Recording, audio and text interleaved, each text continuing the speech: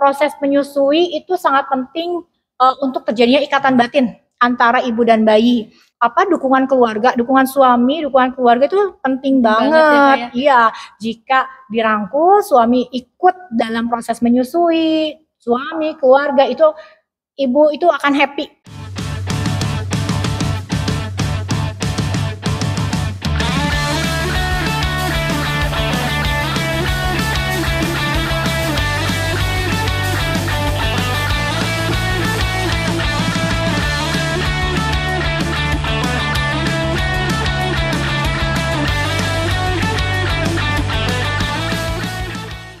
Halo sahabat sehat, selamat datang di podcast Dekat Sehat spesial dalam rangka Pekan ASI Sedunia. Saya Raisya Nurul Fajri, host yang akan menemani sahabat dalam rangka ngobrol-ngobrol asik bersama Kak Intan. Hari ini kita sudah kedatangan narasumber yang sangat keren ini. Halo Kak Intan, apa kabar? Hai, baik. Boleh dong Kak untuk sharing mengenai pengalaman Kak Intan selama mendampingi ibu yang sedang mengasihi. Momen yang haru, seru, atau yang membuat asik gitu menemaninya. Momen haru saat mendampingi ibu menyusui di rumah sakit ini ya. Ketika melihat keberhasilan seorang ibu pertama kalinya dalam menyusui, itu benar-benar merupakan pengalaman yang mengharukan untuk saya. Betapa tidak, ibu itu sudah melewati proses persalinan yang begitu panjang. Betapa lelahnya ibu melalui fase-fase tiap persalinan. Ketika bayi lahir, ibu melihat bayi menghisap ASI dari ibu, itu benar-benar momen yang nggak bisa dilupakan. Kayaknya proses persalinan yang panjang yang telah dilewati ibu itu kayaknya terbayar sudah dengan masa itu. Nah, itu merupakan momen yang benar-benar yang bikin saya terharu, momen yang benar-benar yang nggak bisa dilupakan oleh saya saat mendampingi ibu menyusui di rumah sakit ini.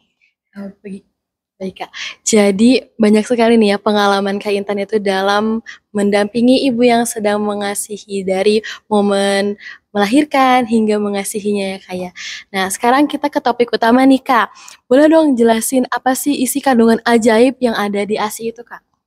ASI itu merupakan nutrisi yang sangat lengkap ya. ASI itu di dalamnya itu terdapat kandungan-kandungan gizi yang komplit. Ada karbohidrat, ada lemak, ada protein, dan yang paling penting ASI itu mengandung zat kekebalan tubuh, zat antibodi yang dapat melindungi bayi dari berbagai jenis penyakit. Jadi dalam satu ASI itu nutrisinya udah komplit banget, itu merupakan nutrisi yang lengkap untuk kebutuhan bayi. Ya baik, jadi ASI itu sangat berpengaruh sekali ya untuk bayi, untuk imunitasnya bayi sendiri. Nah, apa sih Kak manfaat dari ASI eksklusif 6 bulan itu? Karena masih banyak nih sahabat di luar sana tuh yang masih belum mengetahui tentang ASI eksklusif 6 bulan tersebut. Manfaat ASI eksklusif, kita harus tahu dulu ya apa itu ASI eksklusif. ASI eksklusif adalah pemberian air susu ibu atau ASI saja, tanpa tambahan makanan, tanpa tambahan minuman, ataupun air putih sekalipun ya kepada bayi selama 6 bulan pertama kehidupan bayi. Itu pengertiannya. Manfaatnya banyak banget. Bisa untuk bayi apalagi untuk ibu juga. Manfaat bagi bayi, ASI dengan kandungan-kandungan yang lengkap di dalamnya, ASI yang mengandung zat antibodi, ASI mengandung zat kekebalan tubuh, itu dapat melindungi bayi dari berbagai macam penyakit.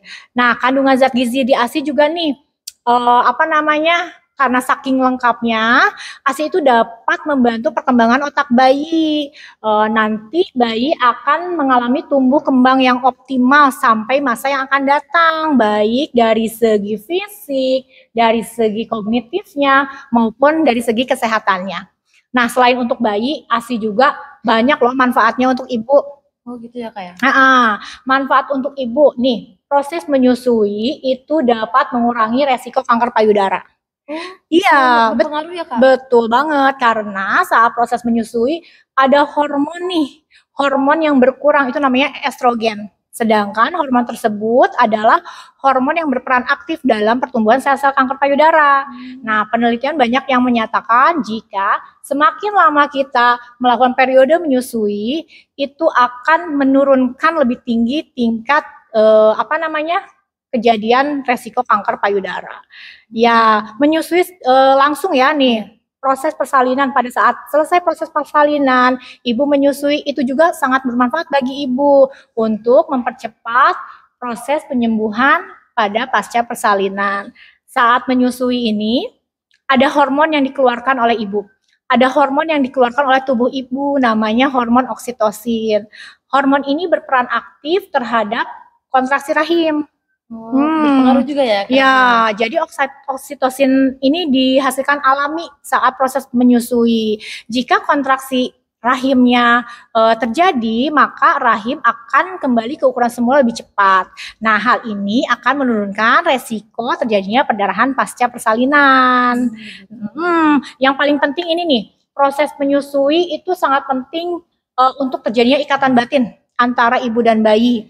Karena bonding attachment yang terjadi saat skin to skin ibu dan bayi, saat kontak fisik ibu dan bayi itu akan menjadikan bayi itu merasa lebih aman, lebih nyaman, sehingga pada saat ibu melihat bayi menghisap secara adekuat, itu akan tumbuhlah ikatan emosional positif antara ibu dan bayi tersebut. Banyak banget kan manfaatnya ya, baik bagi bayi, baik bagi ibu itu sendiri. Iya. Jadi begitu ya. Aksi eksklusif ini sangat berpengaruh sekali untuk pertumbuhan bayi dan juga berpengaruh juga untuk kesehatan ibu ya Kak ya. Dari mulai untuk imunitasnya sendiri dan ibunya juga untuk mencegah risiko terkenanya kanker payudara. Nah, tapi kita juga tahu nih Kak, bahwa menyusui itu tidak mudah. Banyak ibu di luar sana itu yang kesulitan dan banyak tantangan juga ya untuk ibu-ibu yang sedang menyusui. Apa sih Kak tantangan itu dan bagaimana nih solusinya? Tantangan ibu menyusui banyak banget sebetulnya ya. Banyak ibu yang merasa khawatir nih, takut akan menyusui. Kenapa? Takut akan nyeri menyusui, khawatir akan produksi ASI-nya tidak mencukupi kebutuhan bayinya, khawatir pada proses menyusui posisinya tidak tepat. Nah, di situ saya sebagai bidan berperan untuk mencarikan solusi yang terbaik untuk permasalahan-permasalahan tersebut. Mungkin saya bisa berkonsultasi dengan konselor laktasi, ataupun saya akan mencoba membantu mencarikan solusi dengan cara mengedukasi pasien menggunakan alat bantu peraga. Itu biasanya pasien lebih mudah. Iya. Langsung dipraktekkan. Betul, gitu ya, itu bakal membantu banget. Nah, kalau misalkan ada tantangan-tantangan ini, sebetulnya kita awalnya tuh harus cari penyebabnya dulu. Ya, kita cari penyebab, kita gali kepada ibu tersebut apa yang menyebabkan rasa khawatir atau rasa takut itu. Kita cari apakah ada faktor stres dari ibunya, atau ada faktor kelelahan, ataupun mungkin kondisi kesehatan ibu yang sedang tidak baik-baik saja, bisa ya. Nah, jika kita sudah menemukan penyebabnya, kita mencari solusinya bersama-sama, kita edukasi ibunya dengan bahasa yang mudah dipahami. Misalkan, ini loh, dukungan keluarga, dukungan suami, dukungan keluarga itu penting banget. Iya, jika dirangkul, suami ikut dalam proses menyusui, suami, keluarga itu, ibu itu akan happy, stres itu akan hilang. Iya, betul. Tidak ada yang mendukung dan tidak stres. Benar banget ya. Nah, terus kalau misalkan kita lihat nih, faktor pencetusnya produksi ASI-nya berkurang karena kelelahan, kita berikan edukasi kepada ibu, apakah ibu tidur dengan cukup? Gitu. Kan sekarang mah banyak ya ibu-ibu yang katanya nggak boleh nih tidur siang selama menyusui. Nah, kita berikan edukasi yang mudah dipahami ibu bahwa bayi itu belum bisa mengatur pola tidurnya. Jadi usahakan ketika bayi beristirahat, ibu juga men-charge tubuhnya ya untuk mempersiapkan untuk pada proses menyusui itu, kayak gitu. Jadi sebetulnya masalah-masalah yang dialami ibu, rasa khawatir, rasa takut, itu kita dapat cari solusi bersama, kayak gitu. Ya. Jadi dari ASI tersebut juga kita tuh harus bisa berkontribusi, bukan hanya ibunya saja, tapi keluarga dan juga lingkungan. Nah, karena untuk mencegah stunting nih Kak, masih banyak di luaran sana tuh yang tidak mengetahui hubungan dari ASI dengan stunting itu apa. Boleh nih Kak untuk dijelasin? Korelasi ya, Iya. korelasi antara pemberian ASI eksklusif terhadap pencegahan stunting. Sebetulnya kalau misalkan kayak gitu kita harus paham dulu nih, apa sih stunting itu? Stunting itu adalah kondisi gagal tumbuh pada anak di bawah usia 5 tahun yang disebabkan oleh kekurangan gizi kronis atau infeksi yang berulang. Iya. Nah, sedangkan ASI, kandungan ASI kan zatnya lengkap tuh, zat gizinya lengkap, ada zat antibodi, ada zat kekebalan tubuh, itu tuh dapat melindungi bayi dari berbagai macam jenis penyakit pemicu stunting itu sendiri. Oh begitu. Jadi dari ASI sendiri juga sudah bisa mencegah stunting itu. Betul. Nah, dengan pemberian ASI eksklusif selama 6 bulan, maka diyakinkan tumbuh kembang bayi akan optimal di masa yang akan datang, baik dari segi fisiknya, baik dari segi kognitif ataupun kesehatannya. Dari situ terlihat jelas ya antara pemberian ASI eksklusif itu korelasinya sangat kuat banget dengan pencegahan stunting itu sendiri. Betul. Karena tadi sendiri sudah dijelaskan ya bahwa dari ASI sendiri itu sudah memiliki banyak gizi, protein dan juga lemak. Nah, melihat dari tadi ya pencegahan stunting itu sendiri bahwa di zaman sekarang itu ibu itu banyak yang aktif bekerja. Gimana sih untuk ibu yang aktif bekerja tapi juga butuh menyusui? Nah, bagaimana tuh Kak solusinya? Ibu yang aktif bekerja di zaman sekarang emang banyak ya wanita karir gitu ya. Betul, iya, wanita karir. Tapi zaman sekarang juga banyak media sosial yang bisa diambil ya, digali informasinya ya. Ibu-ibu pasti pinter dong. Dari awal kita tanamkan dulu nih mindset kepada ibunya bahwa pemberian ASI eksklusif akan mempengaruhi tumbuh kembang bayi di masa yang akan datang. Golden periodnya nih pemberian ASI eksklusif itu nggak bisa diulang. Makanya awalnya tanamkan dulu mindset kepada ibu bahwa pemberian ASI eksklusif itu akan memberikan tumbuh kembang bayi yang optimal di masa yang akan datang. Saya yakin kok ibu-ibu pasti akan memberikan yang terbaik untuk bayinya. Ya, memang banyak tantangan sih untuk ibu bekerja.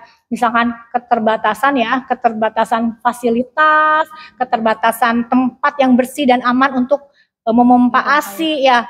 Kayak gitu mungkin. Tapi sekarang banyak loh perusahaan-perusahaan yang udah memberikan kebijakan.